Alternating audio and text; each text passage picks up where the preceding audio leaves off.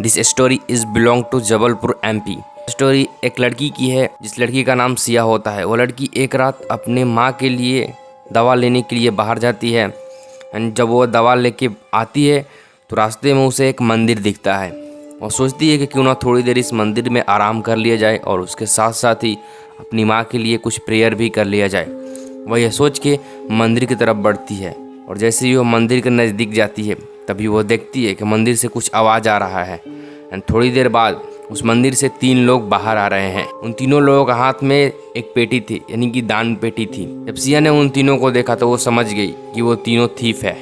And then जब उनमें से एक थीफ ने सिया को देखा तो उसने बोला कि किसी लड़की ने हमें देख लिया है, उसे पकड़ना होगा, अदरवाइज इसे ये जाकर पूरे गांव में हमारे बारे में बता देगी। 2 लोगों ने बोला एक को कि तुम पेटी संभालो और हम जाते हैं इसे पकड़ने के लिए। सिया को ये बात पता चल गया कि अगर उन चोरों ने उसे पकड़ लिया तो वो लोग उसे मार डालेंगे एंड वो तभी वहाँ से भागना शुरू कर देती है। सिया के पास कोई चॉइस नहीं होता है, वो जितना हो सके तेज़ भागती है और भागते हुए अपने गाँव के करीब एक जंगल होता है वहाँ पे चली जाती है। उस जंगल में एक महल होता है। उस महल के बारे में सिया ने बचपन में बहुत सारी डरावनी एंड क्रीपी स्टोरी सुनी होती है, लेकिन उसके पास कोई चॉइस ना होने के बाद वो उसी प्लेस यानी कि उसी महल में वो अंदर चली जाती है। उसके अंदर जाते ही बहुत तेज हवाएं चलने लगती है। महल के एक कोने से एक बड़ी सी पेंटिंग लगी होती है। उस पेंटिंग में लाल साड़ी पहनी हुई एक औरत के गले में रस्सी था और वो रस्सी उसी औरत के गले में था जो उस पेंटिंग में थी और वो उस पर लटकी हुई दिखाई दे रही थी। ऐसे भयानक पेंटिंग देखने के बाद में सिया काफ़ी डर गई। इमेजिन करो कि आप भी होते जो पहले से डरे हुए हो एंड देन आपको कुछ ऐसा देखने को मिलता है तो आप ज़्यादा डर जाओगे। एंड सिया के साथ भी वैसा ही हुआ। सिया बहुत ज़्यादा डरी हुई थी और उसका हालत भी ख़राब था।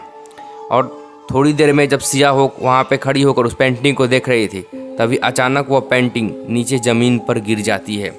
इसे देखने के बाद में सिया और भी ज़्यादा घबरा जाती है एंड कमरा धीरे धीरे बहुत ज़्यादा ठंडा पड़ने लगता है। वह खुद को ठंडे से बचाने के लिए कुछ ढूंढती है। वह जैसे ही हॉल की तरफ बढ़ती है तभी उसे एक कमरा दिखता है जो बंद होता है, लेकिन अचानक वो खुल जाता है बहुत तेज़ी से। जब ये चीज़ें सारी देखती है सिया तो बहुत ज़्यादा डर जाती है। आई नो कि आप लोगों को ये चीज़ें फिल्मी थोड़ी लग रही होगी बट दिस इज़ रियल। जब दरवाज़ा खुलता है तो सिया कैसे भी हिम्मत करके उसके अंदर जाती है। कैसे भी करके सिया जब उसके नज़दीक जाती है बुक के, तब वहाँ पे जो साड़ी पड़ी होती है और वो देखती है, तभी थोड़ी देर बाद में हवा की वजह से बुक के जो पन्ने होते हैं वो आपस में इधर से उधर होने लगते हैं, यानी बुक आपस में पलटने लगता है। और जब वह कमरे में जाती है तो वो देखती है कि उस कमरे के बेड पे एक बुक पड़ी हुई है एंड देन उस बुक के बगल में ही एक लाल कलर की साड़ी पड़ी हुई। और तभी सिया देखती है कि उस बुक पे कुछ रानी दुर्गामती के बारे में लिखा था, जिसका वो महल था। जैसे कि उस महल के बारे में अगर मैं आप लोगों को बताऊं तो उस महल को रानी दुर्गामती महल के नाम से जानते हैं। एंड देन उस बुक में भी उसी रानी के बारे में लिखा था जिनके नाम पे वो महल। दोनों चोर सिया को अलग अलग ढूंढते हुए आए ताकि उसे जल्दी ढूंढ ले और मार सके। एंड देन उन्होंने डिसाइड किया कि वो दोनों अलग अलग डायरेक्शन में उसे ढूंढ। चोर क्या किया कि ऊपर चढ़ना शुरू कर दिया।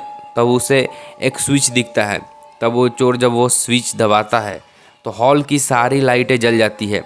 लाइटें जलते ही जमीन पर पैरों से सने खून दिखाई देते हैं। निशान देखने के बाद में चोर को कुछ बड़ा नहीं लगता है, बिकॉज वो सोचता है कि शायद उस लड़की को भागते हुए पैरों में चोट लग गए होंगे एंड देन उसी के निशान है। वह उस निशान को फॉलो करते हुए आगे बढ़ता है। वह निशान एक कोने में जाता है। जब वह चोर वहाँ कोने में पहुँचता है तो देखता है कि एक लड़की लाल रंग की साड़ी पहनी हुई उसी कोने में बैठी है। उस लड़की का चेहरा दिखाई तो नहीं दे रहा था बिकॉज वो पीछे की तरफ बैठी थी, इसलिए उस चोर ने समझा कि वह लड़की जो होगी वो सिया ही होगी। लेकिन जैसे ही वह नज़दीक जाता है और वो लड़की मुड़ती है, वो चोर काफ़ी डर जाता है, चिल्लाता है और वहाँ से भागता है। वो लड़की छुप के सारी चीज़ें ये देख रही थी। उस लड़की के जो कोने में बैठी हुई थी, उस लड़की का जो चेहरा था वो बहुत बड़े बड़े बालों से ढका हुआ। और हॉल की सारी लाइटें अचानक जब वो लड़की आगे की तरफ बढ़ती है तो अचानक सारी लाइटें टूटना शुरू हो जाती है। लाइट जैसे ही ऑफ होते हैं वह लड़की भी गायब हो जाती है। तभी उस चोर का दूसरा पार्टनर जो सिया को ढूंढते हुए दूसरी तरफ गया था, वह अचानक अपने दोस्त को आवाज़ लगाता है और कहता है कि इस कमरे में भूत है, इतना सब होने के बाद वो दोनों काफ़ी ज़्यादा डर जाते हैं। इमेजिन करो, चाहे वो चोर ही हो, लेकिन उनके साथ जो हुआ उसे सुनने के बाद में, या आप लोग वहाँ होते तो आप लोगों का भी हालत कुछ ऐसा ही होता। उन दोनों चोरों ने वहाँ से भागना शुरू कर दिया। शीशा में जो भागते हुए उनमें से एक जो चोर दूसरा पार्टनर था, उसने बोला कि उसने शीशा में एक जो है चुड़ैल को देखा या एक भूत को देखा। वो दोनों काफ़ी डरे हुए थे और तभी वो वहाँ से भागना शुरू कर देते हैं।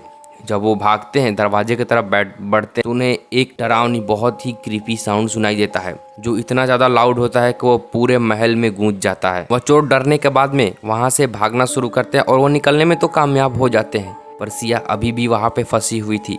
सिया छुपकर ये सारी चीजें देख रही थी। फिर थोड़ी देर बाद कैसे भी करके वो भी वहाँ से निकल आती है। अगले दिन सिया ने अपने दोस्तों को ये सारी बात बताई। सिया ने अपने दोस्तों से जो कहा, अगर वो सब सच है और अगर सिया वाकई पूरे वक्त वहाँ पे छुपकर बैठी हुई थी, तो लाल साड़ी वाली औरत आखिरकार कौन थी? क्या वो दुर्गामती का घोष था, या फिर सिया अपने दोस्तों से झूठ बोल रही थी और उसी ने उन दोनों चोरों को वहाँ से भगाया था? अगर ये सब सच है तो उस भयानक पेंटी का अचानक से गिरना, उस लाल साड़ी का उस कमरे में होना, वो किताब जिसमें रानी दुर्गामती के बारे में लिखा था उसे अपने आप पलटना, उन लाइटों का अजीब तरीके से टूटना, वो खून के पैरों के निशानों का क्या? इन सभी रहस्यमय घटनाओं की अभी भी कोई एक्सप्लेनेशन नहीं है।